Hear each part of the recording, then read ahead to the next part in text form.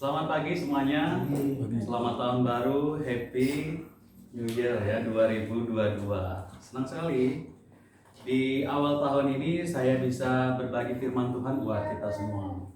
Jadi di tahun 2022 saya memulai untuk khotbah untuk jemaat Kristus yang ada di Denpasar, Bali ini. Ketika kita mengucapkan selamat tahun baru, tentunya setiap makna itu dari kata tersebut ada makna tersendiri, bahwa kita berharap ada kebahagiaan yang akan kita dapat selama kita memasuki tahun ini. Sampai selesai kita mengakhirinya semua baik-baik saja, semua sehat, mungkin yang ada yang sakit bisa disembuhkan, yang dalam keadaan susah dalam kehidupan bisa lebih baik lagi di tahun ini. Tentu ada terkandung kata-kata atau makna harapan bahwa kehidupan ini akan semakin baik. Di awal tahun ini, saya mengajak kita semua untuk menjadi kuat. Maka judul khotbah saya adalah Jadilah Kuat di Dalam Tuhan. Jadilah kuat di dalam Tuhan. Saudara, dalam Efesus pasal 6 ayat 10, kalau kita lihat Efesus pasal 6 ayat 10 dikatakan seperti ini. Akhirnya hendaklah kamu kuat di dalam Tuhan, di dalam kuasa, di dalam kekuatan kuasanya. Saya yakin kalau kita akan mendirikan sebuah bangunan, pasti kita tidak hanya bagus rumahnya, tapi kuat.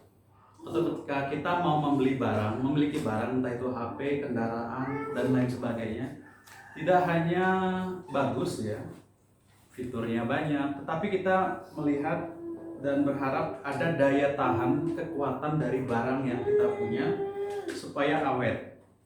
Atau mungkin ketika kita beli sepatu, tidak sekedar sepatu murah tapi dipakai cuman sebulan 2 bulan sudah rusak. Kita berharap bahwa sepatu itu kuat dan tidak beli lagi. Jadi Tuhan juga berharap bahwa orang Kristen itu kuat. Di dalam Alkitab, kalau kita melihat ya, sama seperti dikatakan Simpson. Simpson dia mampu mengalahkan singa.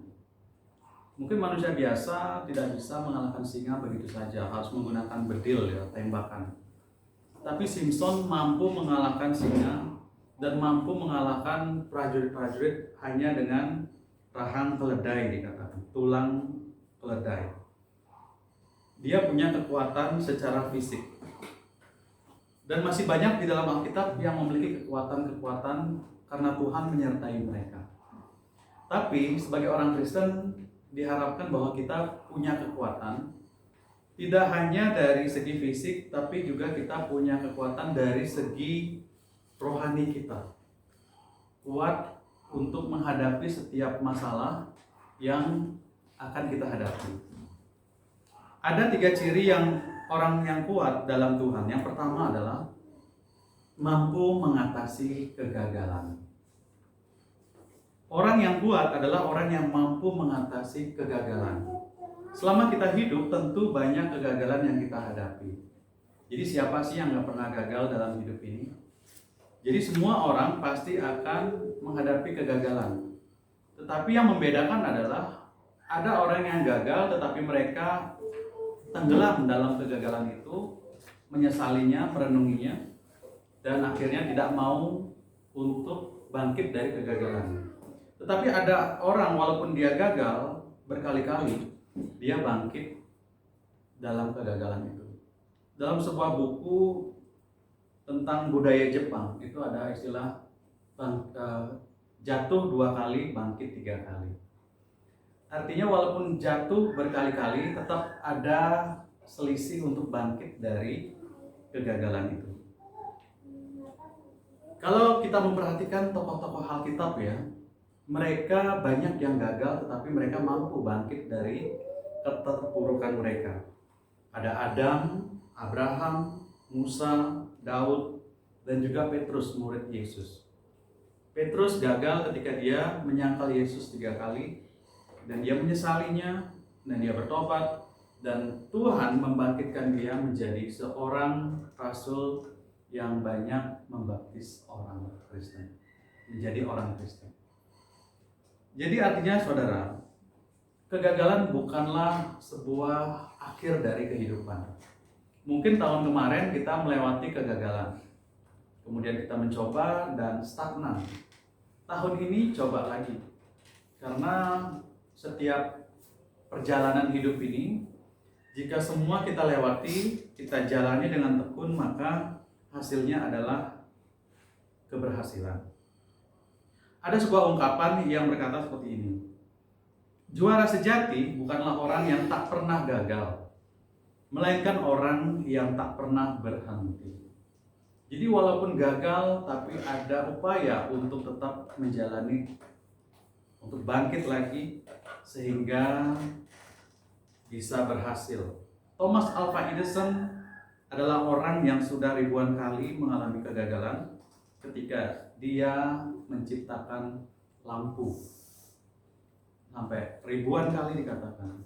Dan hasilnya dia mendapat keberhasilan. Orang Kristen juga akan menghadapi yang namanya kegagalan dalam kehidupan, entah itu rumah tangga, kehidupan sehari-hari, dalam pekerjaan, sekolah. Tetapi perlu kita ingat bahwa jangan pernah mundur, jangan pernah terpuruk di dalam kegagalan tersebut, tapi mencoba untuk bangkit sehingga memperoleh hasil yang lebih baik. Itu yang pertama. Yang kedua, menjadi orang Kristen yang kuat, mampu mengatasi keberhasilan. Lucu ya, mampu mengatasi keberhasilan. Harusnya kan yang diatasi kegagalan. Banyak orang yang sukses mengatasi kegagalan tetapi tidak sukses mengatasi keberhasilan. Seringkali mereka ketika menghadapi penderitaan ataupun kegagalan, mereka berdoa, mereka datang kepada Tuhan, memohon kepada Tuhan untuk memberikan keberhasilan. Tetapi yang terjadi apa? Ketika keberhasilan mereka dapat, mereka lupa. Mereka bersenang-senang, mereka bergembira, lupa kepada Tuhan. Akibatnya keberhasilan yang mereka peroleh itu tidak lama, hanya sebentar saja. Dalam Alkitab, seorang bernama Uzia, dia dikatakan menderita penyakit. Kemudian dia susah hidupnya, kerajaannya porak-poranda, dia mohon kepada Tuhan. Tetapi karena Tuhan mendengar doanya, Tuhan memberikan tambahan usia 15 tahun lagi untuk menjalani kehidupan dan melayani sebagai raja, menjadi raja. Tetapi yang terjadi adalah ketika dia memperoleh kesembuhan, dia memperoleh tahtanya, yang terjadi kesombongan dia dapat. Dan Tuhan akhirnya menghukum dia. Saudara dikasih Tuhan, keberhasilan juga harus diatasi. Ketika kita mendapat keberhasilan, mendapat uang, mendapat pekerjaan, kehidupan yang bahagia, kita harus syukuri atas keberhasilan itu dengan mengingat Tuhan, dengan membagikan kebahagiaan itu buat orang-orang yang kita sayangi, dan juga kita mensyukurinya kepada Tuhan. Nah, ketika kita mensyukuri kepada Tuhan, kita akan kembali rendah hati dan tidak sombong. Yang ketiga, menjadi kuat di dalam Tuhan. Kalau yang tadi yang pertama mengatasi kegagalan, yang kedua mengatasi keberhasilan, dan yang ketiga ini sangat penting, yaitu mengatasi kepahitan. Pahit. Semua pasti tahu rasa pahit ya. Kopi tanpa gula itu pahit. Makan pare nggak digaramin pahit. Daun pepaya pahit. Tapi kalau udah terbiasa itu obat bagus. Orang yang kuat di dalam Tuhan adalah orang yang mampu mengatasi kepahitan hati.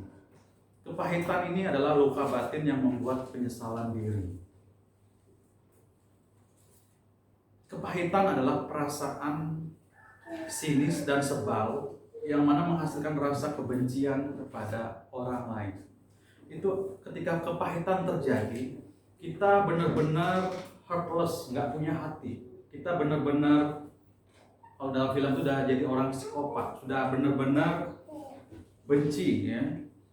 Dan Alkitab mengajarkan supaya kita membuang segala kepahitan, kegeraman, kemarahan, pertikaian, dan fitnah. Demikian pula segala kejahatan. Kemudian Tuhan mengatakan ramah seorang terhadap yang lain, penuh kasih mesra, dan saling mengampuni sebagaimana Allah di dalam Kristus telah mengampuni kamu. Sederhananya, kepahitan adalah dendam. Adanya perasaan sebel, kesal. Entah itu dalam masa lalu kepada dirinya sendiri, kepada orang lain, kepada jemaat, kepada keluarga, kepada orang tua, dan kepada orang-orang di sekitarnya. Adanya dendam, itu harus dibuang, saudara. Maka Tuhan mengatakan bahwa jangan amarahmu ada sampai matahari tenggelam. Jadi harus dibuang, jangan disimpan. Ketika itu disimpan, itu akan membusuk bersama tulang dan kita menjadi orang yang tidak mengampuni. Dan Tuhan mengatakan kita harus mampu mengatasi kepahitan. Ketika kita memasuki tahun ini, milikilah hati yang manis, hati yang benar-benar damai, hati yang mengampuni orang-orang yang mungkin pernah melukai kita. Ampunilah mereka. Tuhan mengampuni kita, maka kita juga akan dengan mudah juga mengampuni orang-orang yang bersalah kepada kita. Jadi menjadi kuat di dalam Tuhan tahun ini, oleh karena itu kita harus mengatasi kegagalan, atasi keberhasilan, dan mengatasi kepahitan.